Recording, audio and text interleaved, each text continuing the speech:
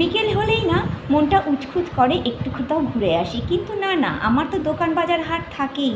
সেই জন্যে 4-4টে ব্যাগ নিয়ে আমি বেরিয়ে গেছি। আর এই পোশাকটা দেখেছো, মাত্র 200 টাকা দাম। একটা ওড়না নিয়েছি, ব্যাস আমি বেরিয়ে পড়লাম বাজার করতে। তারপরে বাজার করে ফিরে এসে আমার যা বিধ্বস্ত অবস্থা হয়, 4-4টে ভারী ভারী ব্যাগ। তাহলে বুঝতেই পারছো কী পরিমাণ মার্কেটিং করতে হয়েছে। আর আজকে না আমি একটু মা কালী মন্দিরে পুজোও দিয়ে এসেছি।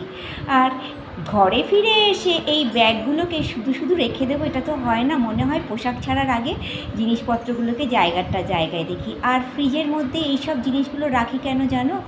একদম পোকা লাগে না, জিনিসগুলো অনেক দিন ধরে ভালো থাকে। এক জায়গায় ঠাকুরের জিনিসপত্র থাকে আর একদিকে আমার জিনিসপত্র। আর এই যে কামালসের ক্রিম রোল আর ছোলা আমার গোপু সোনার বড্ড পছন্দ, গেলে পরেই নিয়ে আসি। আর ওকে দেওয়ার পর যা কিছুই থাক না কেন, সেটা প্রসাদ হিসেবে নিতে আমার খুব ভালো লাগে। আর বছরের প্রথম আম সব কিছুই নিয়ে এসেছি, কলা, কালকে একটু পুজো দেবো। আর কিছু হার্ডওয়্যারের জিনিসপত্র, মুদি সদাই। ব্যাগটা খালি করে সব কিছু গুছিয়ে গাছিয়ে রাখতে পারলে না মনে একটা আলাদাই শান্তি।